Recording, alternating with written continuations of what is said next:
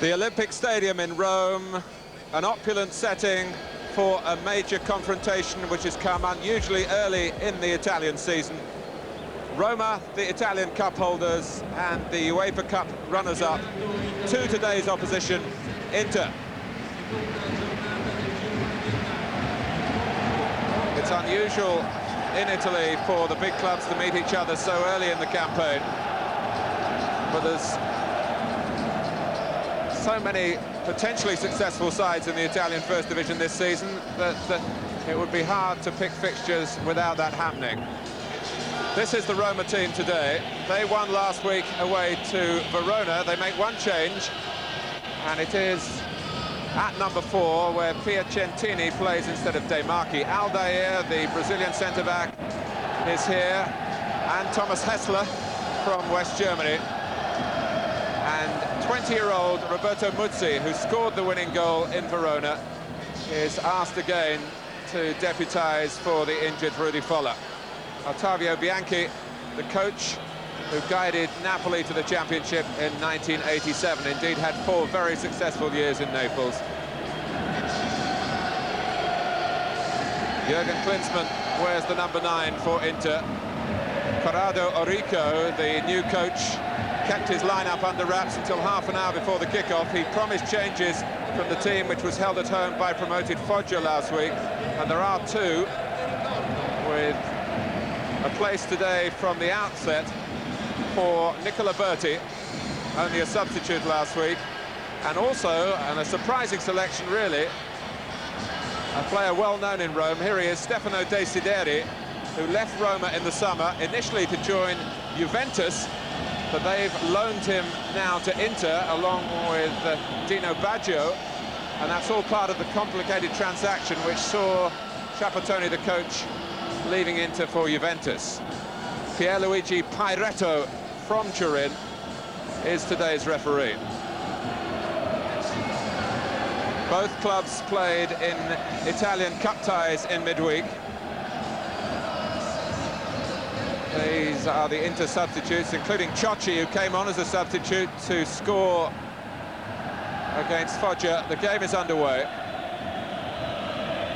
And Inter attack the goal to the right in the Olympic Stadium in the first half. It's a happy ground, of course, for Inter's West Germans. They won the World Cup here. On the Roma bench, Fausto Salsano, a player we might see later in the game, former teammate of Trevor Francis's at Sampdoria.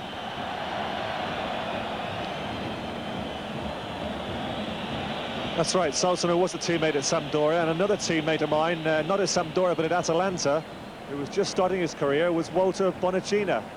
It's nice to see him playing today. It's a new signing for Roma during the summer. I'll be looking to see how he progresses in this big game for him. Giannini is the number 10 and the Roma captain. The goalkeeper Giovanni Cevoni, a tall man in his 3rd season with the club. And his opposite number today, the great Walter Zenga.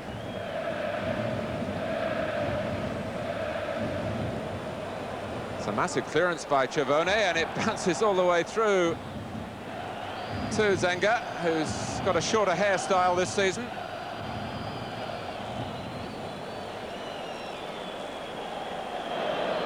Klinsmann has got to do a lot of work up front. He's not frightened of that. But he's initially short of support.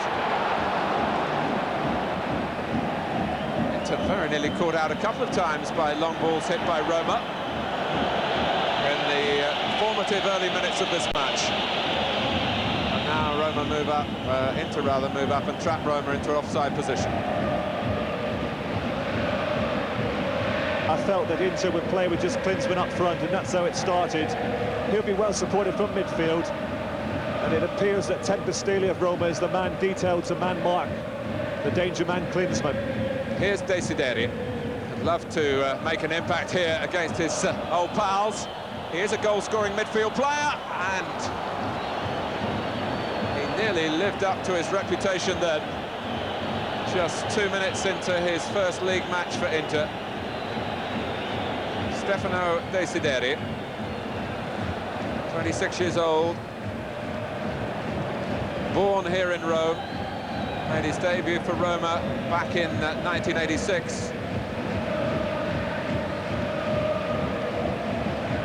Loves to support the front men from midfield. He's starting on the left-hand side, which wasn't always his job in Roma's colours.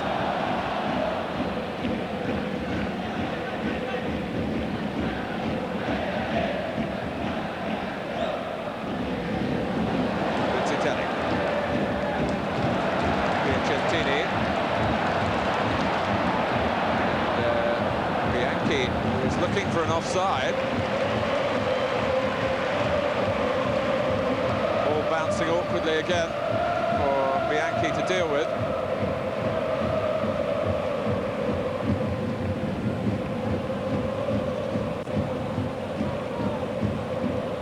Giovanni Piacentini to take the throw. And it's a useful one too. Zenga finding it awkward to deal with the flick on. Touch of the English style football there with the long throw-in. Very nearly produced a chance for Muzzi.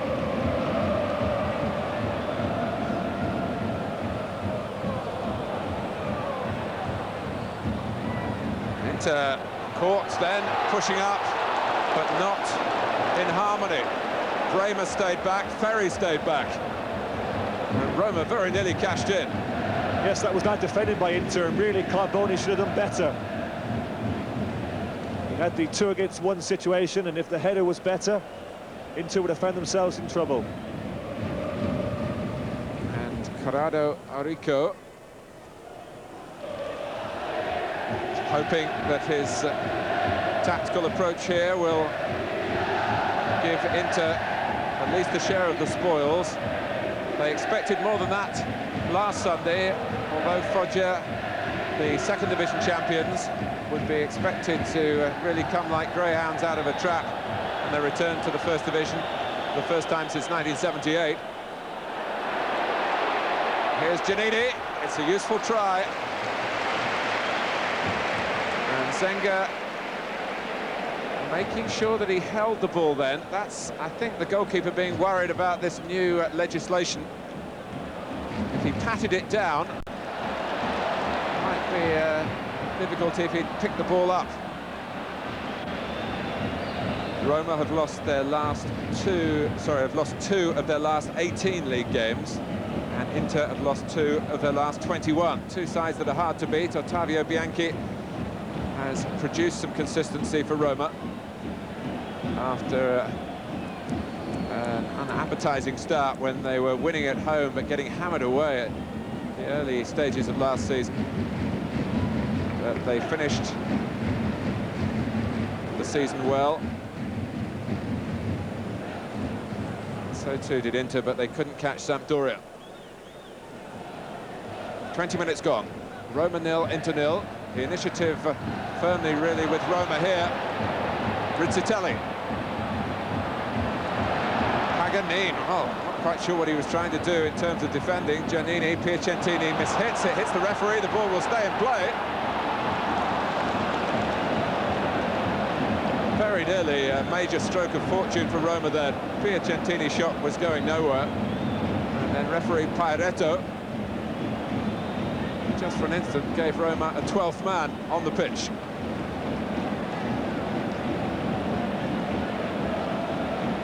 So a little deflection could have led to a chance for Rizzitelli, and Bergami, fortunately for Inter, was on his toes. Even then he needed a stroke of luck as the ball bounced off Rizzitelli.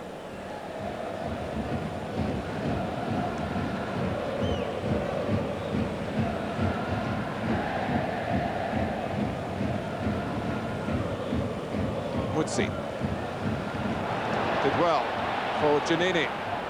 Hessler, who only scored once for Juventus. It was a disappointing feature of his game. Aldair, not a bad try.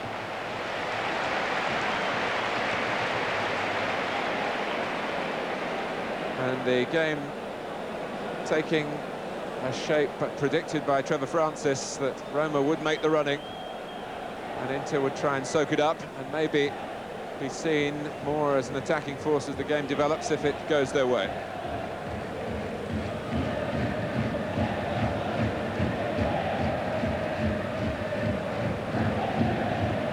Giannini. Here's Rizzitelli with 2 to beat. He's quite happy to get his free kick. He was an expensive signing initially from Cesena, Ruggiero Rizzitelli. Took time to settle here in the capital. Proved in his output last season, got back in the Italian side halfway through the first half.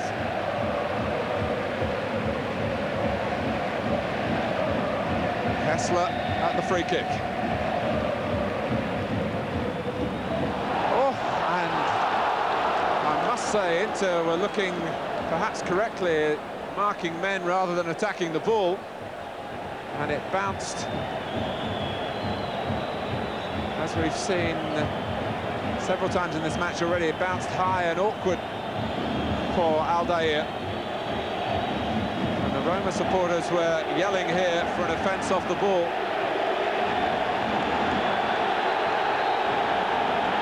There.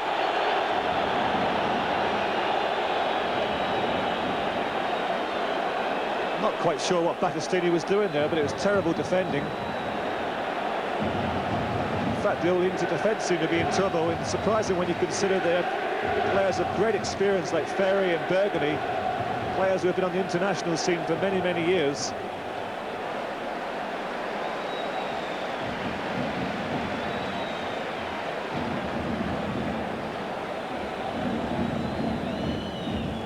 Klinsmann, that was neatly done for Berti, and the tackle by the dogged Piacentini turned the ball onto Berti, and behind for the goal kick. Berti acknowledged that.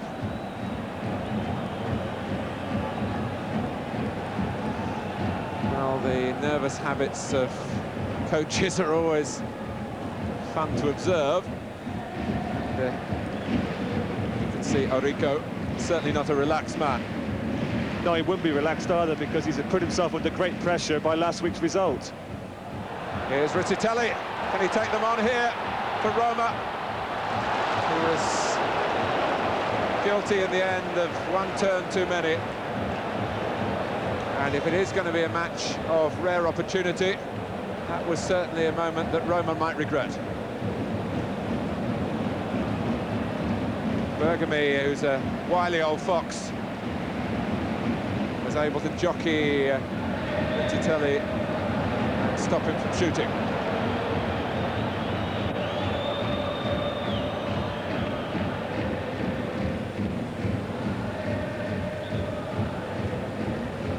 Jürgen Klinsmann, who is a bohemian at heart, he's still making mutterings about wanting to turn his back on his lucrative career and go backpacking in California. It's good for his image. Be too good for his bank balance.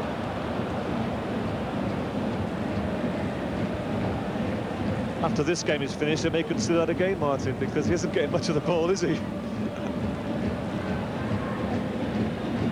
Well, he might think again when he looks at his bank statements.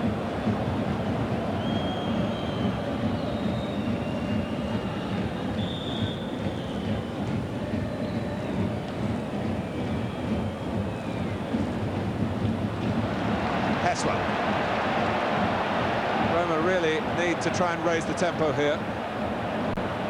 Inter back off the West German. This is Muzzi. Well, it's a hard act to follow Rudy Foller. Brought out by Battistini. Klinsmann against Aldair. Klinsmann had a look up to see what was on, and Bianchi was available. Well, it's not a bad try. And I just wonder, as this game is shaping up, whether the Inter players might just feel, well, there's more to be had here than just sitting back and soaking up what Roma have to offer. We can win this. Well, so far Inter have had 4 attempts at goal. We've seen the header from Berti, and the other 3 attempts have come from long-distance shots from Desideri, Matteus, and that effort there from Bianchi. And I think unless they do push more players forward, the only way they're going to score is possibly from a set piece. Oh, and Zenga, sorry Trevor to cut across here, he's miscalculated. It's Rizzitelli, Giannini's in there, and that would have been an own goal off Bremer, I think. It's certainly a corner. And really, the major incident of the half so far. A lapse by Zenga. Rizzitelli retrieved it, tried to set up Giannini, and it was played by Ferri against Bremer, and it flew over Bremer's own bar. Corner to Roma.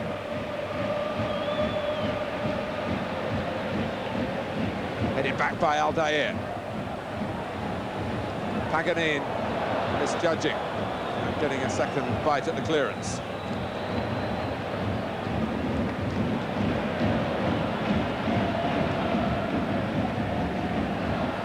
Bit of a obstruction there. Muzzi impeded.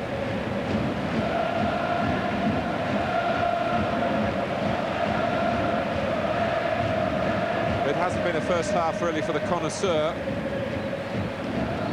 but the supporters here don't find that their spirits are dampened. Their team are not losing, which is the bottom line in the Italian game. Carboni takes the free kick. Oh, and a great chance for Muzzi.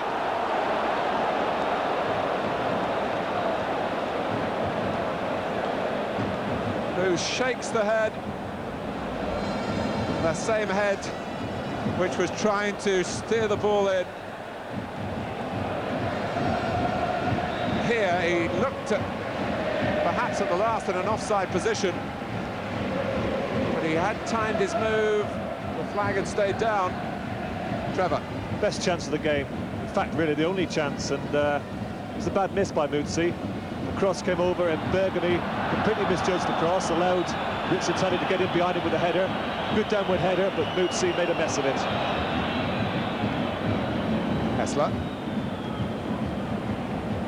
Now Giannini. Roma really have, to my mind, shown Inter too much respect in the first half. They've allowed Inter to be solid in their defending for much of the piece so far. Roma missing Rudi Voller. Just see a shot of Salsano perhaps warming up for an inclusion in the second half. And Muzzi, the replacement for Voller, had the best opportunity in the first 45 minutes with the header that he put over. Just before that, almost an own goal by Andy Bremer. Inter playing within themselves at half-time in the Olympic Stadium. It's Roma 0, Inter 0.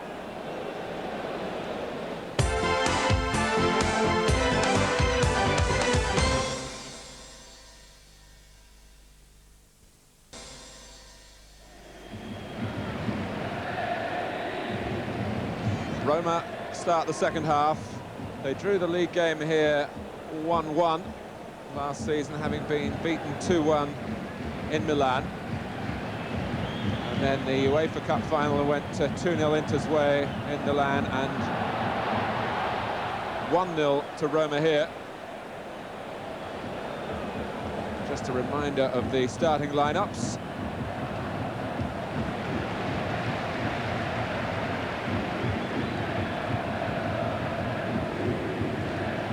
Inter packing the midfield, including Klinsmann, but leaving Ciocci and Fontalan as substitutes.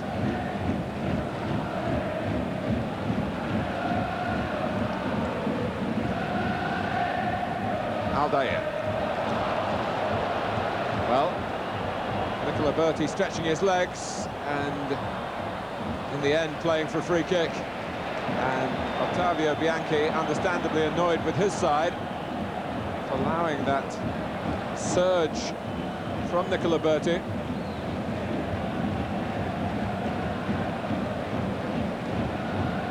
Those are the 5 substitutes, 2 of which can be used by Corrado Orico. Back pass from Bremer. Inter have won the championship 13 times, most recently in 1989. Roma only twice, 1942 and 1983, after which, of course, they qualified for the European Cup and got to the final, only to be beaten on penalties by Liverpool. Giannini. Back from Carboni. We'll be looking in the early minutes of the second half for maybe signs of any change in attitude from either side. Whether Roma can find an extra gear in forcing the pace. And it's a good try by, well, wasn't in the end too close to Zenga's goal, but an enterprising try by Giannini, looking to hit a volley that might dip. Didn't catch it right. Good to see Giannini in a more advanced position. I feel that if Roma are going to win this game, they have to be looking to push Giannini and also Hessler in more advanced positions to try and support Muzzi and Rizzitelli. Battistini.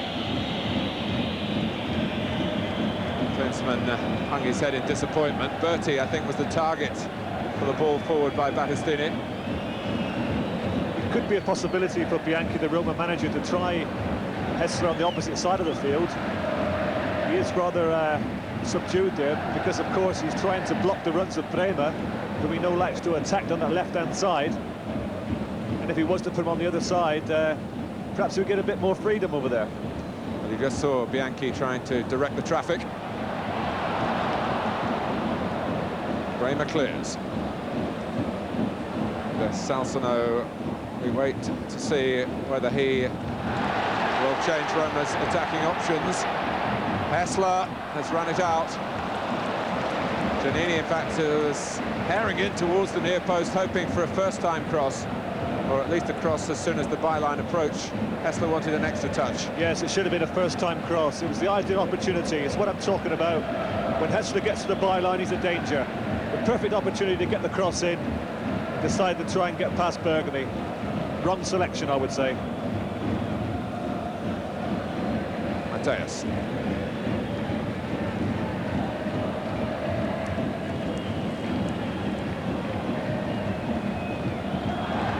Oh, Muzzi pressing Ferry into a rare mistake. He's a runner, Roberto Muzzi.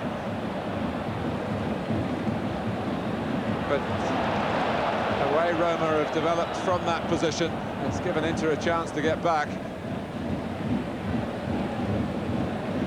Clever manipulation of the ball by Rizzitelli, who scored in the league game here against Inter last season and in the UEFA Cup final second leg on this ground.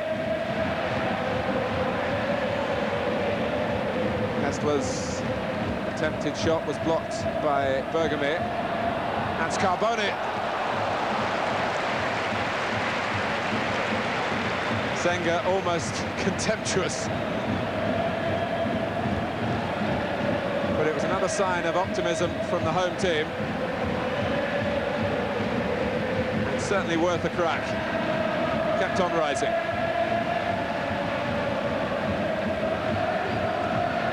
Bremer.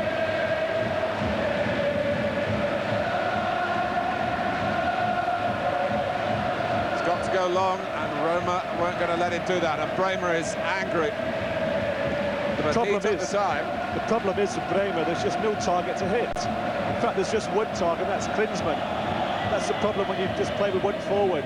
It's very, very difficult to find one player. The ball has to be so accurate. And it really isn't in Andy Bremer's nature simply to hit it long into the corners and give the ball away.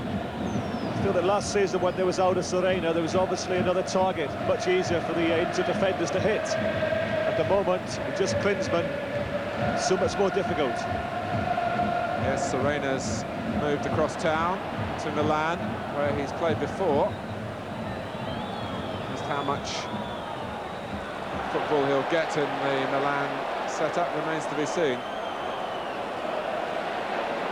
Giannini, Aldea. Roma trying to pass the ball a little quicker and make Inter do some chasing. Rizzitelli. Nicely worked with Aldair. What can Rizzitelli do here? It's over Giannini. Down goes Muzzi. Giannini leading the appeals. Roma feeling that Muzzi was fouled. Maybe Giannini feeling that he was impeded as well. It's all a result of this cross from Rizzitelli. There's nothing wrong involving Giannini. But Muzzi trying to take the ball on the turn.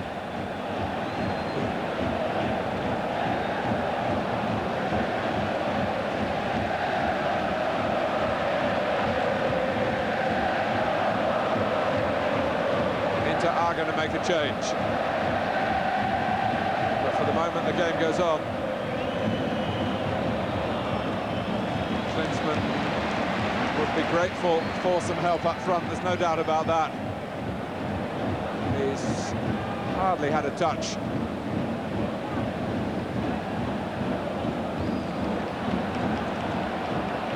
Giannini. Foul by Berti. And it's going to be Ciocci.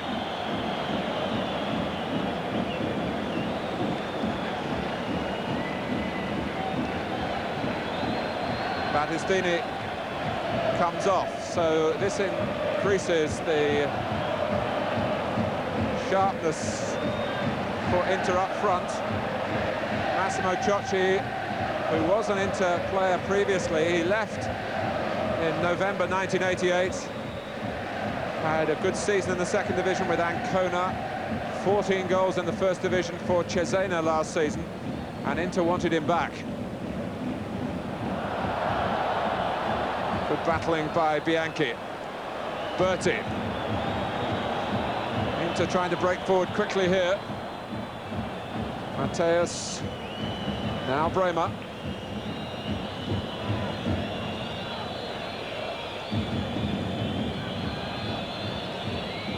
Desideri. For Klinsmann. Played wide to Paganin by Bianchi. Inter have plenty of players forward for the cross. And Hessler, aware of that, takes the sensible course.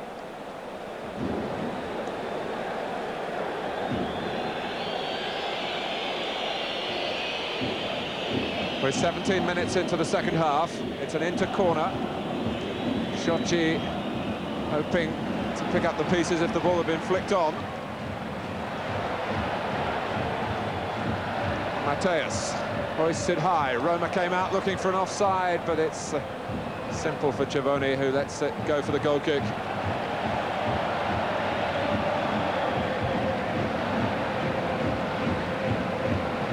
Well, it's an enterprising move by Corrado Orico.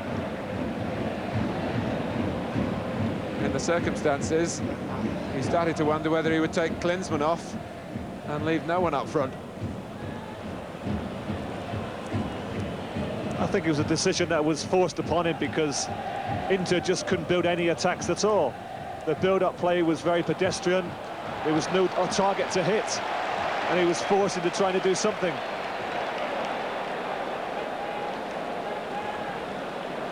Giannini. Giannini and Rizzitelli seem to hold the key in the attacking sense for Roma.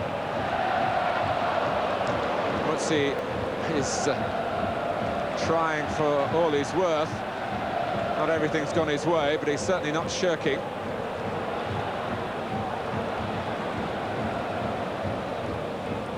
Here's Rizzitelli, cropping up everywhere at the moment. Giannini.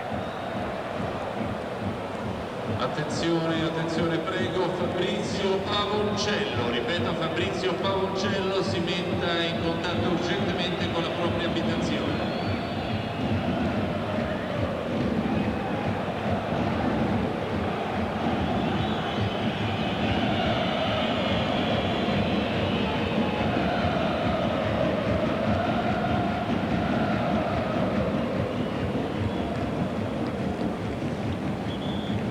an old friend of Trevor Francis, Fausto Salsano, who's going to come on for Roma.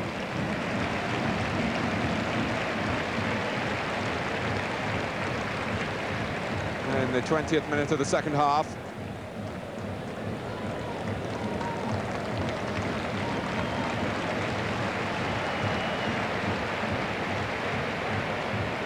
And the departure of Rizzitelli, I think caused by an injury. Just before the substitution was made, he was looking at the bench and he pulled up short in midfield.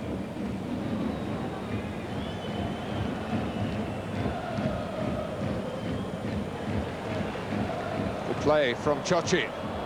Desideri just diverted away from Berti, cleared by Carbone. Cleared well up to Muzzi.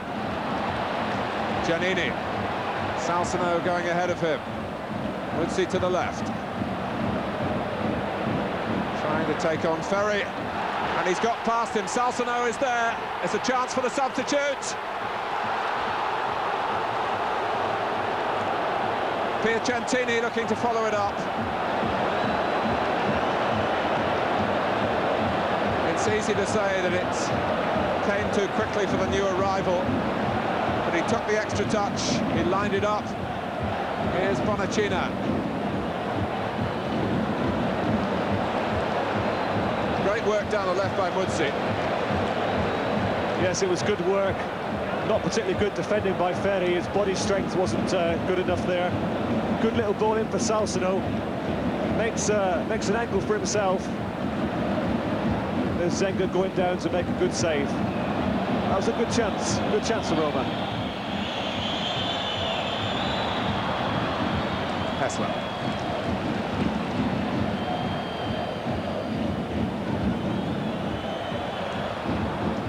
Mateus trying to stop Hessler and Giannini involving themselves in a little game of their own, and then Bremer called into question here.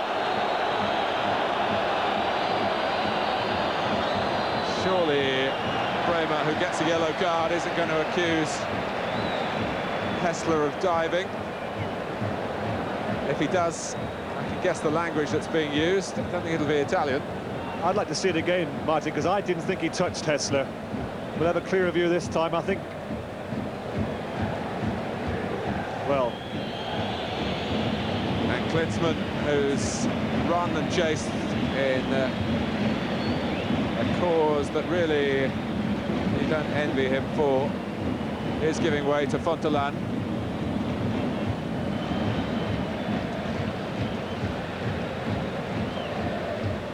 Fontelan's first job is to defend. Hessler, who earned the free kick, if that's the right word, will take it.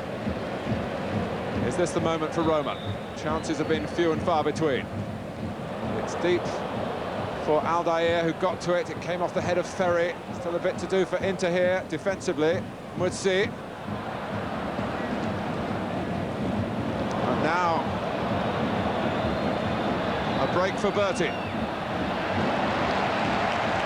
He lacked company, though, in terms of his teammates.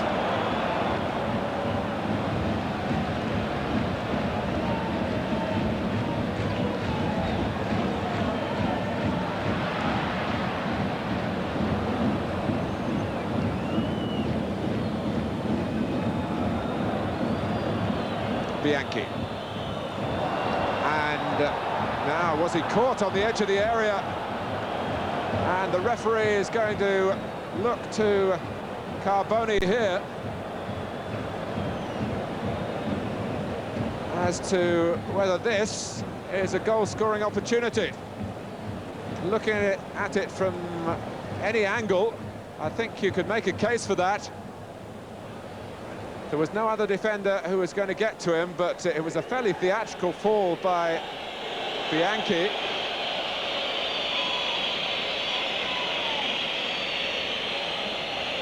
Here's Bremer. Not quite.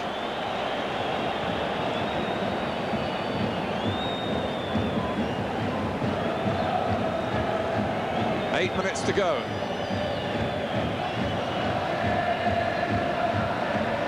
No disguising Inter's intentions. And really, they were saying to Bremer, you try and batter it in from there. I think in that situation, what you're looking for is just hit the target. Certainly hit it with great power. But unfortunately for Inter, it just rose above the crossbar. Chaboni didn't have to make a save. Zenga again happy to face any shooting from that distance. And off comes Piacentini. Now, Pellegrini is a member of a famous footballing family here in Italy. He's the youngest of three brothers. The eldest, Luca, was a fine player with Sampdoria for a good number of years, including last season, the championship-winning season. Middle brother, Davide, striker who played for Verona. Ciocci should keep it in, and does. Helped by Desideri. There's Fontolan on Berti.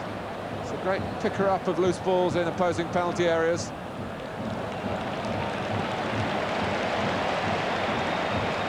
Inter have shown more ambition. You could argue they could hardly have shown less after the way they approached the first half. And Tempestili bringing down Ciocci. So the ambition has brought a penalty in the 39th minute of the second half. And Ciocci has come from the bench again for Inter to make a major impact. That was great skills from Ciocci. His first touch was brilliant. Just teased Tempestili into this tackle. There he goes. He's won the penalty. And Lothar Matthäus didn't take the penalty here in the World Cup final. Look at the Roma reaction. The home supporters are utterly desolate at the award. And with 5 minutes to go, this could well mean both points for Inter. Here goes Matthäus. Yes! No great emotion from Orrico. Roma 0, Inter 1. Those who've come here from Milan are thrilled. Ciocci earned the penalty. Matthäus took it with aplomb. It's becoming more fashionable to do this, to try and expect the goalkeeper to go with the blast. And Matthäus just curled the ball the other way.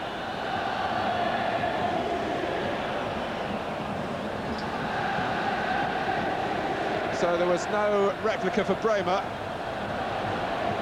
but the scoreline is the same for the West Germans. They're winning.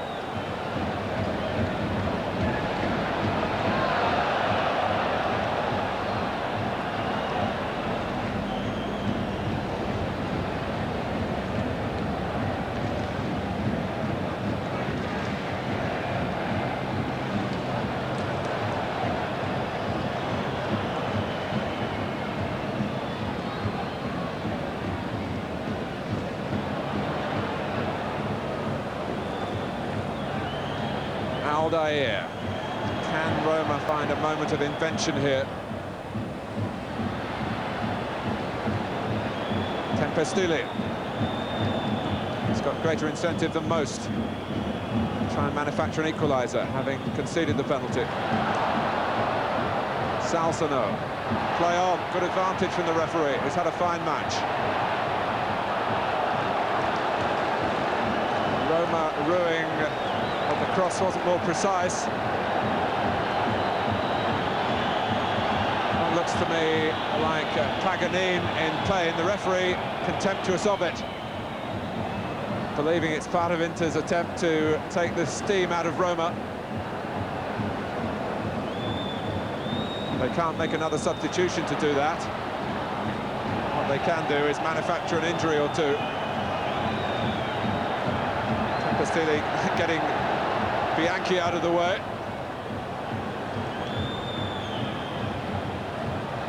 Well, it's been a fine finish to a match in which we waited a long time for the game to come to life. But Inter really, Trevor, in keeping with the way that they played a lot last season, they were prepared to let the time go, and should we call it a storming finish as the heavens open in Rome. But they've really tried to win over a shorter course by making the game played over the last 20 minutes or so and not really competing in an attacking sense up till then. Yes, undoubtedly the game changed when Ciocci entered into the action, and I would imagine tomorrow the Italian press will be complimenting Enrico on being a brilliant tactician. But up until then, really, I was very critical of it because it was such a poor defensive display by Inter. They never really threatened at all, but it looks as they've got the result that they came for. In fact, they've got a better result because they came for a draw and they've got the 2 points. As the final whistle confirms, Roma have been beaten at home, having won their first game away at Verona. And Inter, who had a disappointing result last week, a home draw against Foggia, take 2 points away from the Olympic Stadium, which finishes here, the match finishing here in a downpour. But a penalty 5 minutes from time, earnt by some skillful play from the substitute Massimo Ciocci, tripped by Tempestini, and Lothar Matthäus stepped up to beat Cervoni and win the match for Inter. Roma 0, Inter 1.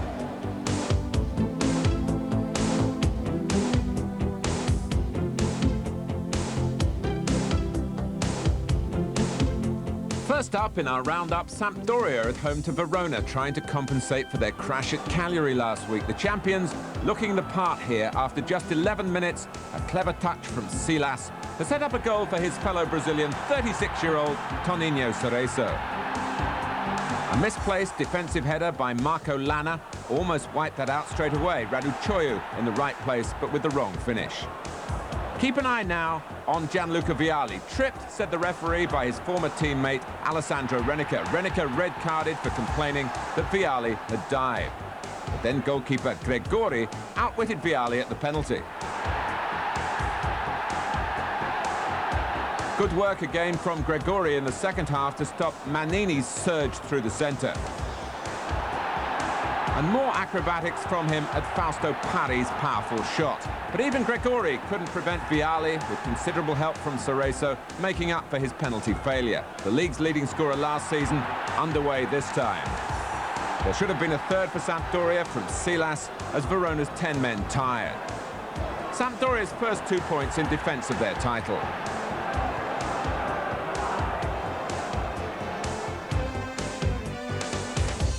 Last week's conquerors of the champions, Cagliari, had another major match away to Milan. And Milan were awarded a penalty in the opening seconds.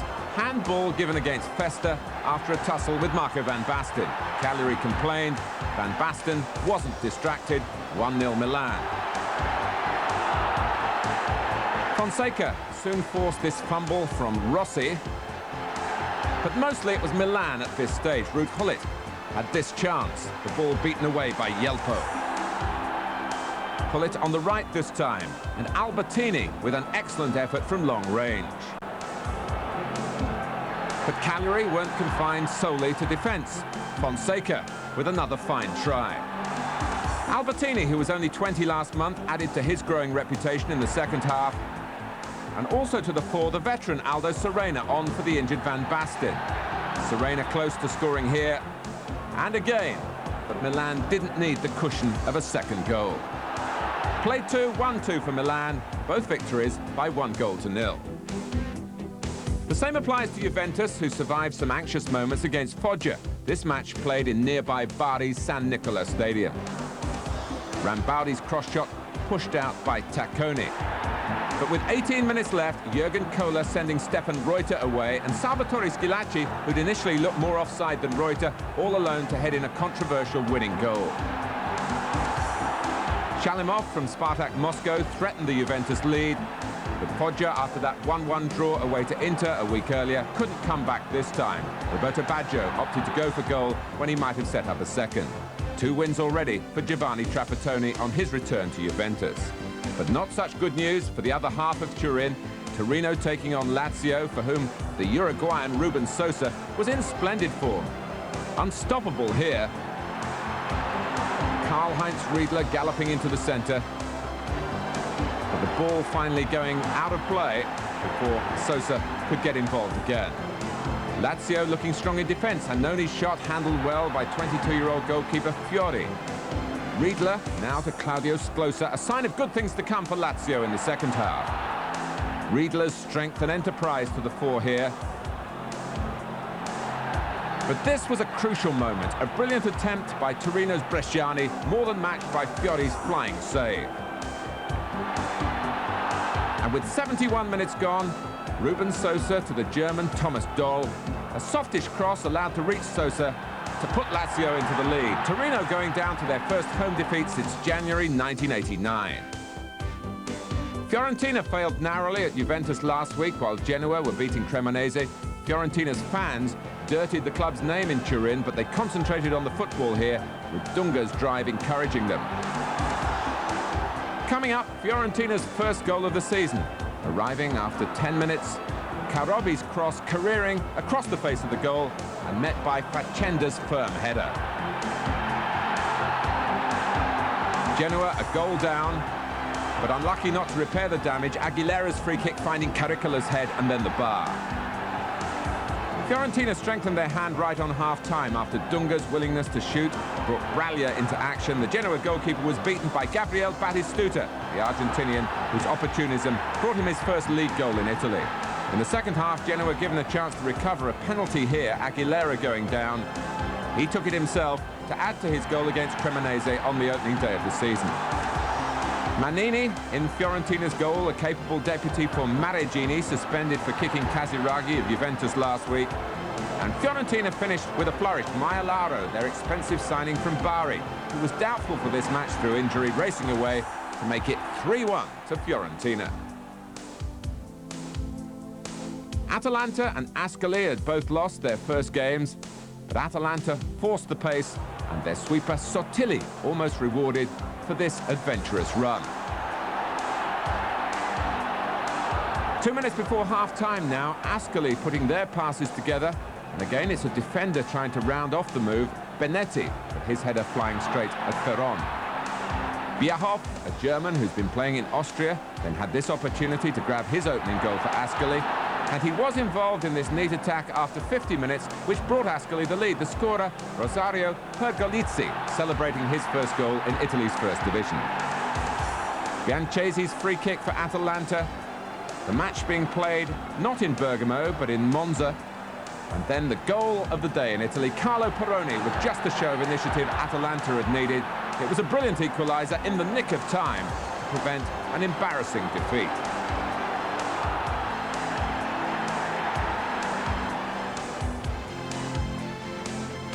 Bari, with David Platt disappointing, were away to Parma, who made the better chances and looked the better side in every department. Parma's number 7, Alessandro Melli, must have thought he'd scored here, but Bari goalkeeper Beato made a remarkable recovery. This, Bari's best chance, it fell to the Brazilian Gianpaolo in the first half. But then bad Bari defending at Quaggi's free kick and Minotti able to head the only goal of the game. 1-0 to Parma after 33 minutes. Bari didn't win away at all last season, and they couldn't change that here. But for Beato saving, this time from Ozio, they would have been beaten by more. Parma 1, Bari 0. Finally to Cremona. Cremonese, the latest challengers to Napoli's unbeaten run since Maradona left the club in disgrace. Andrea Silenzi for Napoli here. Cremonese striving simply to stay in the first division this season after winning promotion, starting to flex their muscles through Ferraroni. Stefano De Agostini, a new Napoli signing, nearly made the breakthrough in the second half. His shot deflected onto the bar. Padovano on for Silense, a lively substitute for Napoli, with the game drifting towards a goalless draw. A last shy-at goal from Gualco for Cremonese, their first point back in the first division. Napoli 10 games now since their last league defeat.